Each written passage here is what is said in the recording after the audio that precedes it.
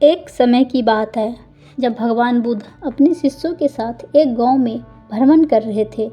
वह गांव एक बड़ी नदी के किनारे बसा हुआ था, जो गांव वाले के लिए जीवन का स्रोत था। लोग इस नदी पर ही निर्भर थे। उनके लिए पानी, खेती और मछली की स्रोत थी। एक दिन भारी बारिश हुई और कई दिनों तक बारिश होती रही। जल स्तर इतना खतरनाक रूप से बढ़ गया कि लोग चिंतित होने लगे, क्योंकि उन्हें पता था अगर बारिश नहीं रुकी तो बाढ़ आ जाएगी, सब कुछ बहा ले जाएगी। गांव में दो प्रकार के लोग थे। कुछ ने बाढ़ का खतरा भांपते हुए तो तैयारी शुरू कर दी और कुछ ने घरों की मरम्मत की और ज़रूरी सामान ऊंचाई पर ले जाकर के रखा, सुरक्षित स्थानों की ओर जाना शुरू कर दिया। दूसरी ओर कुछ लोग इसे चिंता को नज़रअंदाज कर रहे थे। वे कहने लगे, यह बाढ़ हमें कोई नुकसान नहीं करेगी, नदी हमेशा हमें लाभ देती है, हमें कोई नुकसान पहुंचाने का कारण ही नहीं है। भगवान बुद्ध ने गांव वालों की इस स्थिति को देखा और सोचा उन्हें एक शिक्षा देनी चाहिए। उन्होंने गांव वाले को इकट्ठा किया और उन्होंने कहा, एक बहुत पहले की बात है, एक नदी के किनारे कुछ बंदर रहते थे। एक दिन आसमान में बादल घिर आए और बारिश शुरू हो गई।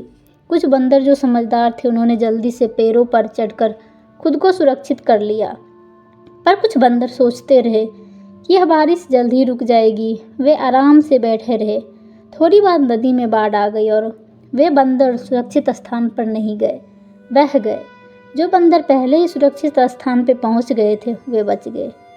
यह सुनाने के बाद बुद्ध ने कहा, हमारी दुनिया भी ऐसे ही है।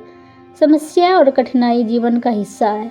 जो लोग समय रहते अपनी सुरक्षा की तैयारी करते हैं, वे सुरक्षित रहते हैं, लेकिन जो लोग समस्याओं को नज़रअंदाज करते हैं, वे कठिनाइयों का शिकार हो जाते हैं।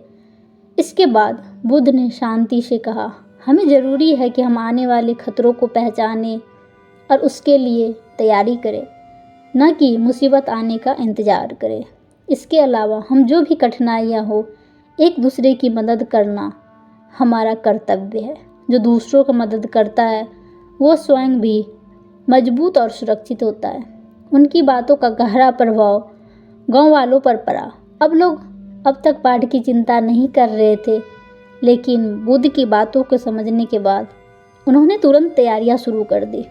जो लोग पहले से तैयारी कर चुके थे, उन्होंने उन लोगों की मदद की जो पीछे रह चुके थे।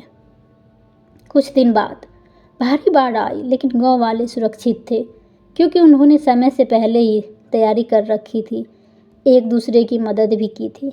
बुद्ध की शिक्षा उन्हें न केवल संकट से बचाया, बल्कि एक दूसरे के प्रति करुणा और सहयोग का महत्व भी सिखाया। इसीलिए कहते हैं, जीवन में आने वाली कठिनाइयों को नज़रअंदाज ना करें, बल्कि समय पर तैयारी करें।